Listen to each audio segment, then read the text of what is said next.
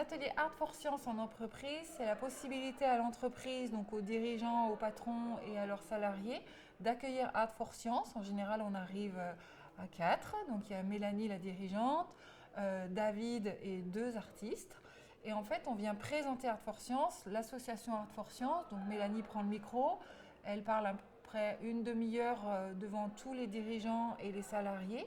Elle présente l'Art for Science, elle présente leur histoire, donc qui est une histoire de résilience, et pourquoi l'art en entreprise permet de développer l'empathie.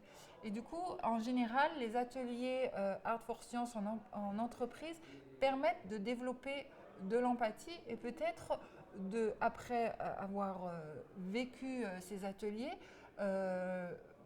du coup peut-être voir son collègue de travail ou son patron ou même après au sein de sa famille, c'est les personnes d'une manière un petit peu différente et moins dans l'agressivité ou dans le jugement, etc. Donc en fait un atelier, l'atelier spécifique, donc une fois que Mélanie en fait elle a présenté Art for Science, ce qu'était Art for Science, on se divise en groupes à peu près de 10 à 20 dans 4 salles séparées et on est chacun avec une œuvre d'art. On se permet de regarder l'œuvre d'art et en fait il y a 2 questions qui sont posées à toutes les personnes qui sont là. On a entre 10 secondes et 1 minute pour répondre à cette question. Et en fait, ça permet, donc la question elle est toute simple, c'est qu'est-ce que je vois? Et du coup, chaque personne peut dire ce qu'elle voit de l'œuvre d'art, mais dans un contexte et dans un espace de non-jugement, donc on est tous vraiment en sécurité en fait, et on peut s'exprimer tout à fait librement, et on peut aussi se lâcher, et ça peut être aussi très drôle et très, très convivial. Ensuite, il y a un petit temps d'échange sur ce qu'on voit. On se rend compte finalement que chaque cerveau est unique, et c'est vraiment la continuité de ce qu'a dit Mélanie au départ de cet atelier quand elle expliquait ce qu'était Art for Science. On se rend compte qu'effectivement chaque cerveau est unique et que chaque personne finalement dit quelque chose de différent et qui est accueilli évidemment avec beaucoup de bienveillance. Et ensuite, la deuxième question, c'est qu'est-ce que je ressens en fait en regardant cette œuvre d'art. Donc là, ça va un petit peu plus loin dans les profondeurs de nous-mêmes, c'est-à-dire qu'on est un petit peu obligé, sans le savoir, de dire finalement ce qu'on ressent. Donc du coup, on parle forcément un petit peu de nous.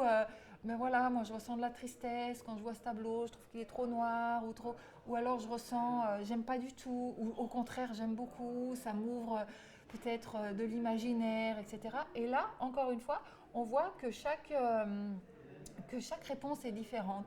Et en fait, moi ce que j'adore en fait dans les ateliers d'empathie, c'est justement découvrir que grâce à l'œuvre d'art, chaque personne peut vraiment s'exprimer, mais en tant que libre arbitre et être libre en fait finalement de ce qu'il a à dire sans aucun jugement, parce qu'en fait il n'y a pas de limite ou de choses.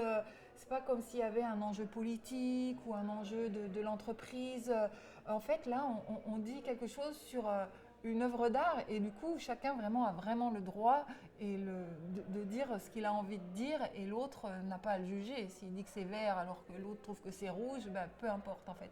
Et en fait, ce message-là, après, quand on le reporte dans la vie courante, soit en entreprise, entre collègues ou dans sa famille, etc., ben on se rend compte que finalement, la personne peut-être qui nous agaçait dans l'entreprise, qu'on trouvait un peu pénible parce qu'il nous envoie un mail un peu pénible tous les matins, etc., eh ben, il avait aussi de la sensibilité, il était à côté de moi, il a décrit l'œuvre d'art à sa manière, et finalement, ça nous permet peut-être de voir les personnes un petit peu différemment de ce qu'on a l'habitude de les voir. Je pense qu'une fois que les acteurs, enfin les dirigeants et les salariés ont vécu ces ateliers d'empathie culturelle, ça apporte à mon sens de la cohésion d'équipe. C'est-à-dire que je pense que ça peut changer notre regard sur l'autre en fait. Parce qu'on a vécu une expérience ensemble, on a vu que la personne peut-être qui a tendance à nous agacer, elle avait aussi sa sensibilité, que finalement ça m'a un petit peu rapproché d'elle parce que, ah tiens, on avait la même vision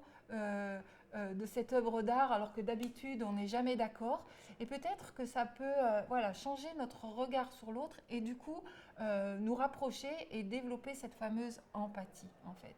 et de non-jugement. C'est pas parce que quelqu'un dit quelque chose qu'on doit le prendre personnellement ou qu'on doit le prendre d'une manière négative, mais peut-être accueillir aussi la réponse de l'autre comme quelque chose, il a le droit de dire ça en fait. Voilà. Donc de la cohésion, je dirais. À mon avis, Art for Science fait ça pour développer vraiment l'empathie, parce que l'empathie, c'est vraiment quelque chose qui n'est pas forcément inné, et qu'on a besoin de développer, comme quand on démarre la course à pied par exemple, et ben on ne démarre pas la course à pied et puis le lendemain on fait un marathon. Je pense que c'est un entraînement de l'esprit en fait, de devenir empathique.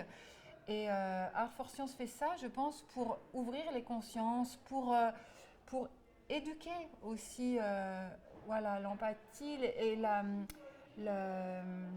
améliorer en fait les relations humaines.